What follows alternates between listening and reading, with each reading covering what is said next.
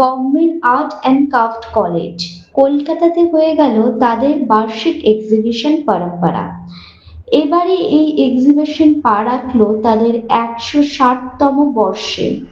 সেখানে উপস্থিত থাকতে দেখা গেল বর্ষিয়ান অভিনেত্রী মুনমুন সেনকে। প্রদীপ জ্বালিয়ে অনুষ্ঠানটি উদ্বোধন করতে দেখা যায় তাকে। পরে মুনমুন সেন ঘুরে দেখেন পুরো এক্সিবিশনটি।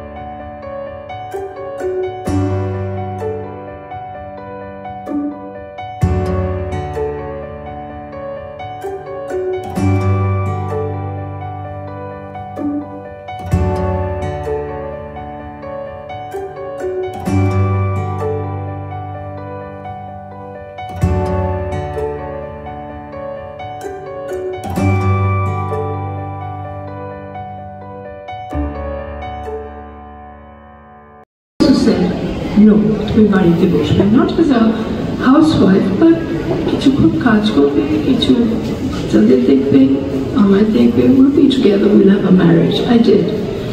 Until today, I always wanted to learn how to draw, and Ma, because she was so big and she called anybody over, they came, Paritosh Sen এসেছিলেন আমার কাছে, মায়ের কাছে। And আমাকে বলেছিলেন, মুন্নু তুমি যদি আঁকতে চাও 1 বছর কিন্তু তোমার শিখতে হবে to draw a straight line. So সেটাও হলো না, বিয়ে করে ফেললাম বলে। But that was my introduction to many artists, Atul Bose, অনেকেই কলকাতার। And I have a lot of artwork of theirs. অনেকটা চলে গেছে because my flat burned.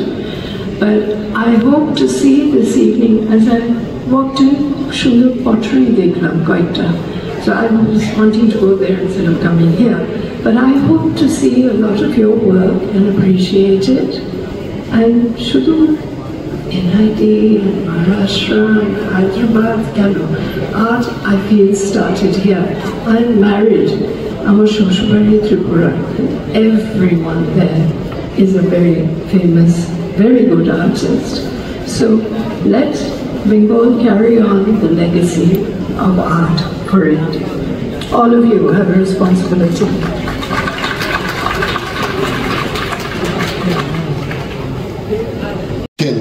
অভিনেত্রী, সাংসদ, আজকের প্রজন্ম সব জানে।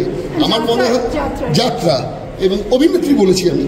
এবং সেখানে যেটা জানে না সেটা হচ্ছে যে মুনমুন সেন একজন দুর্দান্ত গ্রাফিক আর্টিস্ট। এটা কিন্তু আপনি কোনোদিন কাউকে বলেননি। আমি নির্মলদারের হাত থেকে কিছু দেখেছিলাম, নিজেরা বসে অবাক হয়ে গেছিলাম টেবিলে খাওয়া দাওয়া করতে করতে। এই ব্যাপারটাকে কেন আপনি একটু প্রকাশ্যে আনলেন না? বললাম আমার মা, আমি ওনাকে বলেছিলাম যে মা আমার বিয়ের পরে আমাকে আর্ট কলেজে যেতে দাও।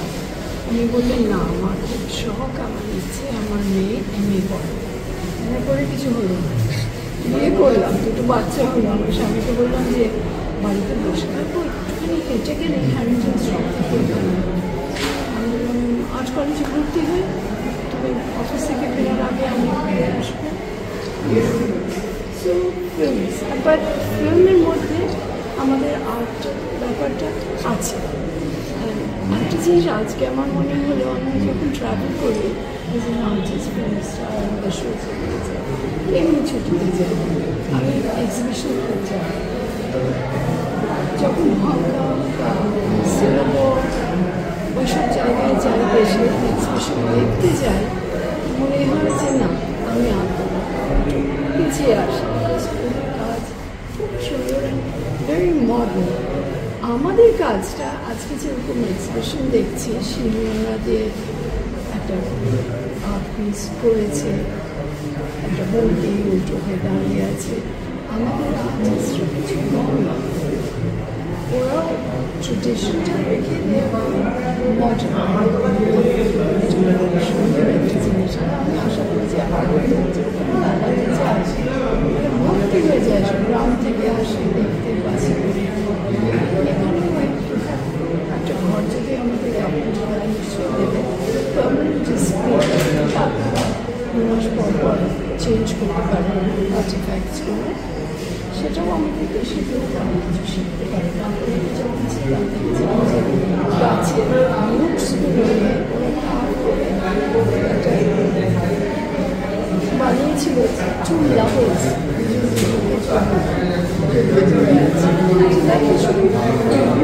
ট্রাম্পটা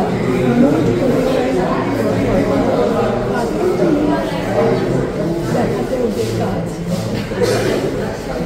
আরো বলবো বাবুল ঠাকুরের কুটুম কাটুন সেই শিল্পগুলোও তো ধ্বংসের মুখে। আমি জানি না, আমি পরিতোষের কাছে বলেছি যে আমার কাছে যদি শেখো 1 বছর ধরে সোজা শিখতে হবে।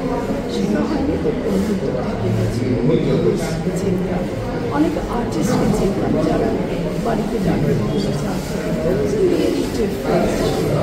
কালচারাল ডিফারেন্স, কিন্তু ভালোবাসা হয়তো ওদের কাছে মিশি যে আর্ট গ্যালারি আছে ওদের কাছে অনেক কিছু যেতে মনে করে যাওয়ার আগে 3 মাস আগে কিছু পেন্টিং কিনেছি, পেছনে রেখে দিয়েছিলাম একটু ড্রয়িং। ওরা জানে না করলাম কি দেয়া পরিতোষরা ওদের পোর্ট্রেট করেছিল যখন ছোট more than one। আজকে প্রোগ্রামটা আজকে প্রোগ্রামটা গরমের মধ্যে তাও বলবো ভালো হয়েছে।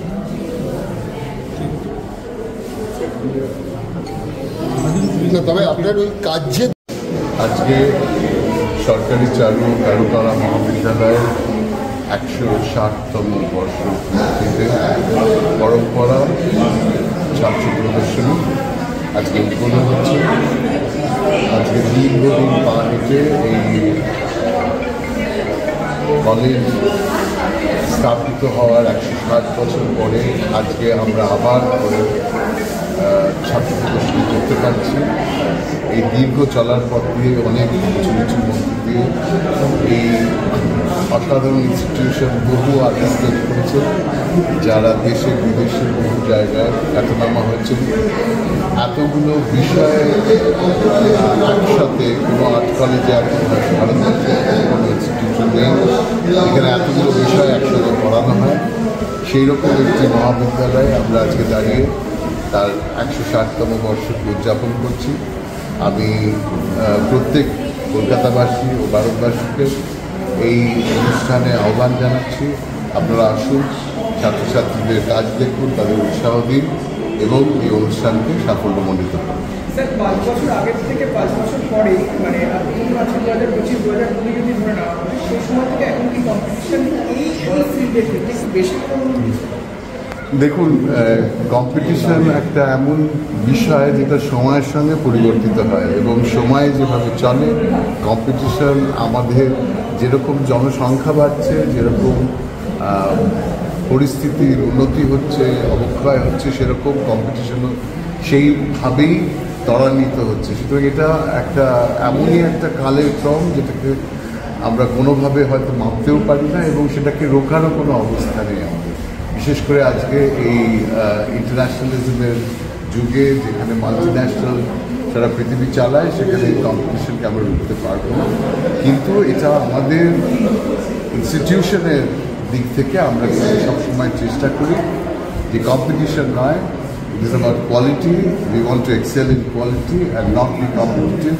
Competition is outside the institution, not within. Thank you.